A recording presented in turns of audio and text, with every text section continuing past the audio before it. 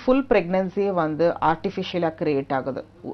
உங்களோட எக்ஸை வெளியில் எடுக்கிறோம், ஹஸ்பண்ட் இல்லை டோனர்னு சொல்லக்கூடிய உங்களோட ஸ்பெர்ம்ஸை வெளியில் எடுத்து கருவை வந்து நாங்கள் வந்து வெளியில் வந்து உற்பத்தி பண்ணி நல்லா வளர்ந்த கரு 2வது நாளும் 3வது நாளும் 4வது நாளும் 5வது நாளும் உங்கள் கர்ப்பப்பைக்குள்ளார செலுத்துகிறோம். ஸோ இது வந்து பார்த்தீங்கன்னா டோட்டலாக ஆர்டிஃபிஷியலாக க்ரியேட் ஆகக்கூடிய ஒரு ப்ரெக்னன்சி. ஸோ அதுக்கு வந்து போதுமான அளவுக்கு சப்போர்ட் இப்போ நீங்கள் சொன்ன அத்தனை இன்ஜெக்ஷன்ஸும் கொடுக்கும்போது ஒரு சில பேபிஸ் போய் கர்ப்பப்பையில் ஒட்டி அங்கேருந்து பிளட் எடுத்து லைஃப் வந்து சர்வைவ் ஆகி வெளியில் வந்துடும். ஒரு சில பேபிஸ் நாங்கள் போட்ட லெவல்லே போய் உள்ளுக்குள்ளார இருக்கும், வளராது. அதனால வந்து நீங்கள் ஒரே ஒரு ஐவிஎஃப் உங்களுக்கு ஃபெயிலியர்னா அதுதான் உங்களுக்கு என் ட்ரீட்மெண்ட் அப்படின்னு கிடையாது. ப்ராபப்ளி இப்போ போன கருக்கள் போய் உங்கள் கர்ப்பப்பையில் போய் ஒட்டி வளராமல் போயிருக்கலாம். பட் கண்டிப்பாக 2nd or 3rd சிட்டிங் ஐவிஎஃப்ல உங்களுக்கு சக்ஸஸ் வரதுக்கு சான்ஸ் இருக்குது. ஏன்னா மெயினாக வந்து ஐவிஎஃப்ல வந்து உங்களுக்கு கர்ப்பப்பையில் கரு ஒட்டிருச்சதுனாலே அது உங்களுக்கு ஒரு அட்வான்டேஜ். ஏன்னா நிறைய பேருக்கு பார்த்தீங்கன்னா அது ஒட்டக்கூட ஒட்டாது. ஸோ இம்ப்ளான்டேஷன்ன்றது ஒரு பெரிய அச்சீவ்மெண்ட். உங்களுக்கு ஒரு பேபி இம்ப்ளான்ட் ஆயிருக்குதுன்னா நீங்கள் தைரியமாக அடுத்த சிட்டிங் தேவைப்பட்ட ஐவிஎஃப்கே நீங்கள் ரிப்பீட் பண்ணி பார்க்கலாம். ஏன்னா நெக்ஸ்ட் சிட்டிங்கில் உங்களுக்கு பேபிக்கு வந்து ஹார்ட் பீட் வந்துருச்சதுன்னா ஈஸியாக உங்களால் ப்ரெக்னன்சி அச்சீவ் பண்ணிட முடியும். பட் பேசிக்காக வந்து உங்களோட பிளட் சுகர்ஸு, உங்களோட ஹார்மோன் ப்ரொஃபைல் இதெல்லாம் நார்மலாக இருக்குதான்னு பார்த்துக்கோங்க. ஏன்னா உங்களுக்கு வந்து அந்த பேபியை ட்ரான்ஸ்ஃபர் பண்ணுற டைம் பிளட் சுகர்ஸ் அதிகமாக இருந்ததுன்னா இந்த மாதிரி ஹார்ட் பீட் வராமல் போகிறதுக்கும் சான்சஸ் ஜாஸ்தி இருக்குது.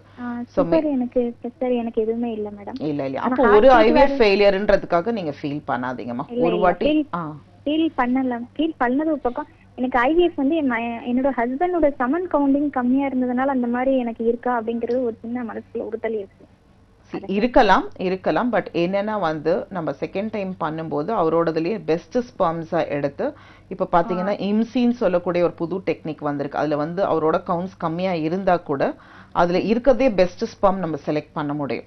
ஸோ அந்த மாதிரி நம்ம இருக்கிறதுலே இப்போ ஒரு 10 ஸ்பெர்ம் இருந்தால் கூட நல்ல ஸ்பெர்மாக ஒரு 4 ஸ்பெர்ம் 5 ஸ்பெர்ம் செலக்ட் பண்ணி நம்ம போட்டோம்னா அதில் நம்மளுக்கு ரிசல்ட்ஸ் வர்றதுக்கு அதிக சான்சஸ் இருக்குமா. பட் நீங்கள் சொல்கிற மாதிரி அவரோட ஸ்பெர்ம் குவாலிட்டி நல்லா இல்லைன்னா அதனால கூட அபார்ஷன் ஆயிருக்கிறதுக்கு வாய்ப்புகள் இருக்கு. உங்க கேள்விக்கு நன்றிமா. இப்போ டாக்டர் இப்போ அவங்க ஐவிஎஃப் பத்தி பேசிட்டு இருந்தப்போ ஒரு நேயர் வந்து எத்தனை முறை ஐவிஎஃப் வச்சுக்கலாம் சொல்லுங்க. நம்மளுக்கு வந்து அந்த மாதிரி ஒரு பர்டிகுலர் கட் ஆஃப் அப்படின்றது கிடையாது. இவங்க வந்து இத்தனை சிட்டிங்ஸ் தான் ஐவிஎஃப் பண்ணணுன்றது கட் ஆஃப் கிடையாது. மெயினாக வந்து நிறைய பேர் 3 சிட்டிங்ஸ் ஐவிஎஃப் போவாங்க. ஸோ 3 சிட்டிங்ஸ் முடிஞ்ச பிறகு அவங்களுக்கு வந்து ஒரு சிட்டிங்க்கு அப்புறமே வந்து எந்த லெவலில் அவங்களுக்கு ஐவிஎஃப்ல ப்ராப்ளம் ஆச்சுது அப்படின்றத சொல்லுவோம். சப்போஸ் அவங்களோட எக் குவாலிட்டி நல்லா இல்லையா, இல்லை ஹஸ்பண்டோட ஸ்பெர்ம் குவாலிட்டி நல்லா இல்லையா, இல்லை வந்து அந்த 2 எக் அண்ட் ஸ்பெர்ம் ஃபியூஸ் ஆன பிறகு வந்து எம்ப்ரியோவில் ஃபர்டிலைசேஷன் ஃபெயிலியர்னும், அதாவது முதல் நாளைக்கு தாண்டி பாப்பா வளராது, இல்லை 3rd டே அரெஸ்ட் ஆச்சுதா, எந்த லெவலில் அவங்களுக்கு ஃபெயிலியர் ஆகுதுன்றது முக்கியம். நம்மளுக்கு ஒரு ஐவிஎஃப் ப்ரோக்ராம் முடிச்ச பிறகு இந்த பேஷண்ட்க்கு இந்த லெவலில் ப்ராப்ளம் ஆகுதுன்னும் போது தேவைப்பட்டதுன்னா அவங்க 2வது சிட்டிங் வர்றதுக்கு முன்னாடி அந்த ப்ராப்ளமை நம்ம ரெக்டிஃபை பண்ணிட்டு அதுக்கப்புறம் அவங்களுக்கு 2nd சிட்டிங் கொடுத்து சக்ஸஸ் கொடுக்க முடியும். ஸோ மினிமம் 2 to 3 சிட்டிங்ஸ் வரும்போது ஆல்மோஸ்ட் 70 to 80% கன்சீவ் ஆயிடுவாங்க.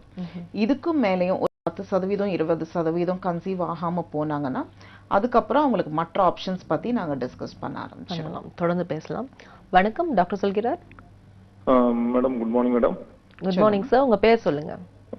குமார், திருநெல்வேலி மேடம். சரிங்க மேடம், எனக்கு மேரேஜ் ஆகி 3.5 years ஆச்சு. சரிங்க.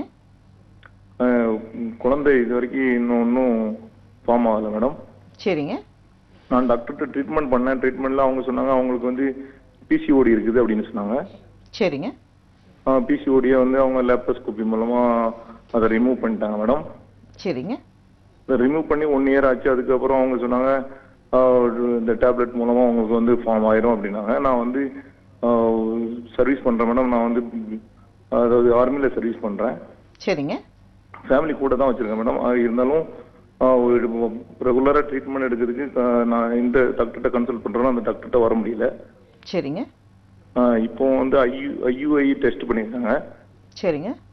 ஐயுஐ டெஸ்ட் பண்ணியிருக்கல. இப்போ இன்னைக்கு டெஸ்ட் பண்ணேன். இன்னைக்கு வந்து 27th டே ஆச்சு. இன்னும் கன்ஃபார்ம் ஆகல மேடம். இன்னைக்கு டெஸ்ட் பண்ணதுலேயே நெகட்டிவ் தான் வந்திருக்குதா? நான் இன்னும் கன்ஃபார்மாக தெரியல மேடம். அதில் வந்து நெகட்டிவ் தான் மேடம் வந்திருக்குது. சரிங்க. வரி பண்ணாதீங்க. யூஸ்வலா பாலிசிஸ்டிக் ஓவரீஸ்ல வந்து கொஞ்சம் டிலேட் கன்செப்ஷன் இருக்கும். கன்சீவ் ஆகிறதுல கொஞ்சம் ப்ராப்ளம்ஸ் அவங்களுக்கு இருக்கும். பட் ஒன்லி திங் என்னன்னா நீங்க டைம் லேப்ஸ் விடாதீங்க. நீங்க டாக்டர் மாத்தினா கூட ட்ரீட்மெண்ட் கண்டினியூவா போயிட்டே இருக்குதான்றதை செக் பண்ணிக்கோங்க. அவங்களுக்கு இப்போ வந்து மேடம் நான் வந்து லீவ் முடிஞ்சு நான் வந்து சர்வீஸ் போய் ஜாயின் பண்ணணும். நான் வந்து இப்போ இன்னும் 2 or 3 daysல நான் வந்து டிராவல் பண்ணணும். அதான் இந்த டெஸ்ட் வந்து அவங்க சொல்றாங்க 35, 36 days 40 daysக்கு அப்புறம் தான் கன்ஃபார்மா தெரியுங்க. அவங்கள டிராவல் பண்ணி நான் நான் இருக்கிற இடத்துக்கு கூட்டு போகலாமா அப்படிங்கிறது தான் டவுட் மேடம். நீங்க ஐயுஐ பண்ண 15வது நாளே வந்து உங்களுக்கு வந்து பிளட்ல டெஸ்ட் பண்ணி பார்த்தீங்கன்னா உங்களுக்கு தெரிஞ்சிடும். பீட்டா ஹெச்சிஜின்ற டெஸ்ட் எடுத்து பார்த்தீங்கன்னா உங்களுக்கு தெரிஞ்சிடும்.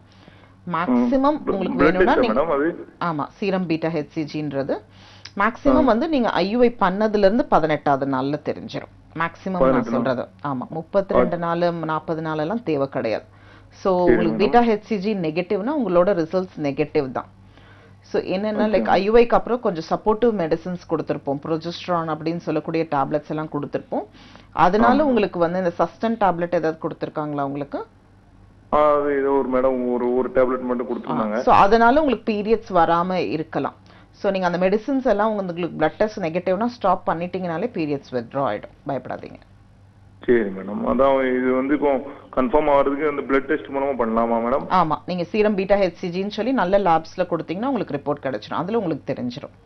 நெகட்டிவ்னா நீங்க நெகட்டிவ்னு அதை எடுத்துக்கலாம். சரி madam. Okay thank you madam. Okay உங்க கேள்விக்கு நன்றி சார். மேம் இப்போ கொஞ்ச நேரத்துக்கு முன்னாடி சொன்னீங்க, அதாவது எலக்ட்ரானிக் ஐட்டம்ஸ் யூஸ் பண்றதுனால கூட இந்த மாதிரியான குழந்தையின்மை பாதிப்புகள்லாம் ஜாஸ்தி இருக்கு அப்படிங்கறது அதை நம்ம நேர்களுக்கு இன்னும் நல்லா விழிப்புணர்வு கொடுக்குற அளவுக்கு இன்னும் கொஞ்சம் ஆழமா சொல்லுங்களேன். இல்லை அதுதான் நான் சொன்னேன். இதை பற்றி நாங்கள் நிறைய ஆர்டிகல்ஸ் எழுதியிருக்கோம். பேப்பர்லேயும் வந்து நிறையா வியூஸ் போட்டிருக்கோம். நிறைய லேப்டாப் யூசர்ஸ் அண்ட் நிறைய செல்ஃபோன் யூசர்ஸ் நிறைய இந்த மாதிரி எலக்ட்ரானிக் கேட்ஜெட்ஸ்க்கு எக்ஸ்போஸ் ஆகிறவங்களுக்கு மெயினாக வந்து சாஃப்ட்வேர் இன்ஜினியர்ஸ்க்கு பார்த்தீங்கன்னா நிறைய பேர் ஒரு 25-26 இயர்ஸில் வரும்போதே பார்த்தீங்கன்னா ஸ்பெர்ம் கவுண்ட்ஸ் ரொம்ப லோவாக இருக்குது. ஸோ இது வந்து அவங்களுக்கே தெரியாமல் அவங்க உடலுக்குள்ளார ஏற்படக்கூடிய ஒரு டேமேஜ் நடந்துக்கிட்டே இருக்குது. ஸோ இதை பற்றி விழிப்புணர்வுகள் நிறையா கொடுத்துட்ருக்கோம். இன்னும் வந்து நிறையா கொடுக்க போகிறோம் ஃப்யூச்சரில். இதை பற்றி நிறையா அவங்க எல்லாருமே தெரிஞ்சுக்கணும். அண்ட் கொஞ்சம் செல்ஃபோன் யூஸ் எல்லாமே வந்து குறைச்சிக்கிறது நல்லது. தேவையில்லாமல் ஓவராக சேட் பண்ணாமல் அது ஒரு எசென்ஷியல் டூலாக எமர்ஜென்சியாக ஃபோன் பேசுறதுக்கு கொள்றதுக்கும் நிறைய பேர் பார்த்தீங்கன்னா ஃபேஸ்புக்ஸில் ரொம்ப நேரம் டைம் ஸ்பெண்ட் பண்ணிட்டு இருக்காங்க. ஸோ அந்த மாதிரி பண்ணாமல் தேவைக்கு மட்டும் ஒரு பொருளை யூஸ் பண்ணாங்கன்னா கண்டிப்பாக அதோட பாதிப்பு குறைஞ்சிரும். அண்ட் நிறைய பேர் பார்த்தீங்கன்னா இந்த ட்ரிங்க்ஸ் எடுக்கிறது, இந்த பெப்சி கோக் அப்படின்னு சொல்லக்கூடிய ட்ரிங்க்ஸ் எடுக்கிறதுனால நிறைய வந்து ஒரு சோஷியல் கேதரிங்காக ஸ்மோக்கிங் பண்றது அண்ட் ஹாட் ட்ரிங்க்ஸ் எடுக்கிறது, இதனாலையும் பார்த்தீங்கன்னா அவங்களுக்கு இந்த இன்ஃபர்டிலிட்டி உள்ளுக்குள்ளார அவங்களுக்கு உற்பத்தி பண்ணக்கூடிய திறன் குறைஞ்சிக்கிட்டே போறாங்க. ஸோ இதெல்லாம் வந்து யங் பீப்புள் கண்டிப்பா தெரிஞ்சுக்கணும். ஸோ இவங்க தெரிஞ்சுக்கிட்டு முதல்ல இருந்தே வந்து இதெல்லாம் அவாய்ட் பண்ணி இதை விட்டு வெளியில வந்தாங்கன்னா இவங்களுக்கு பின்னிட்டு பிரெக்னன்சி வரதுல ப்ராப்ளம் இருக்காது. இப்போ மிந்தி பார்த்தீங்கன்னா ஒரு குழந்தை தெரிக்கிறதுன்றது ரொம்ப பிரச்சனை கிடையாது. ஒரு தம்பதியருக்கு 5 குழந்தை 6 குழந்தை தெரிச்ச காலம் போயிட்டு இப்போ ஒருத்தருக்கு ஒரு பேபி வர்றதே வந்து ரொம்ப பிரச்சனையா இருக்குது. ஸோ அது எதனாலன்றதை எல்லாரும் உட்கார்ந்து கொஞ்சம் யோசிச்சு பார்த்தாங்கன்னா அதுக்கு உண்டான பதில் அவங்க கையிலேயே இருக்கும்.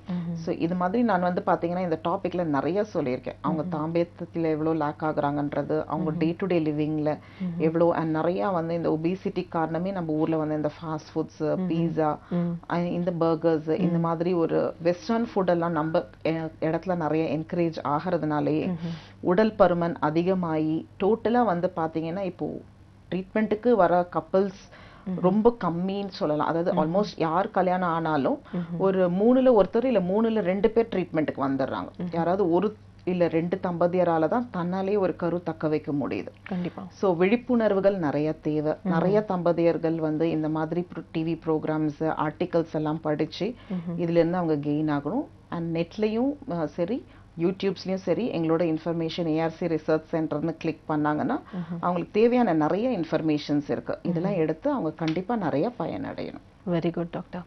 இப்போ இந்த இன்ஃபர்டிலிட்டி அப்படிங்கறத வந்துட்டு முக்கியமா இளைய சமுதாயத்தினர் எந்த அளவுக்கு பாதிச்சிட்டு இருக்கு, அது இல்லாம இந்த எலக்ட்ரானிக் ஐட்டம்ஸ் பத்தி லாஸ்டா சொன்னீங்க. ஸோ அந்த விழிப்புணர்வு வந்து நார்மலா யார்கிட்டயுமே கிடையாது. ஸோ அந்த அளவுக்கு கூட நீங்க ரொம்ப டீடைல்டா வந்து இந்த ப்ரோக்ராம் வந்து பண்ணிட்டு இருக்கீங்க அப்படின்ற போது ரொம்ப ரொம்ப நல்லாவே இருக்கு டாக்டர். ரொம்ப வாழ்த்துக்கள், எங்களுடைய வாழ்த்துக்கள் உங்களுக்கு. டாக்டர், இன்னைக்கு வந்து உங்களுடைய பிறந்த நாள் சார்பா எங்க ராஜ் டிவி சார்பா நாங்க வாழ்த்துக்களை தெரிவிச்சுக்கிறோம் டாக்டர். எனக்கும் இந்த வாய்ப்பு அளிச்சதுக்கு ரொம்ப நன்றி. Okay doctor. நேயர்களே, இந்த மாதிரியான ஒரு ரொம்ப அருமையான ஒரு ப்ரோக்ராம், அதாவது எந்த அளவு விழிப்புணர்வு கொடுக்கணும் மக்களுக்கு அப்படிங்கறத பத்தி எங்க தொலைக்காட்சி உங்களுக்கு ரொம்ப அழகாவே எடுத்து உரைத்தாங்க. நேயர்களே, மீண்டும் அடுத்த நிகழ்ச்சியில் சந்திக்கலாம். நன்றி, வணக்கம்.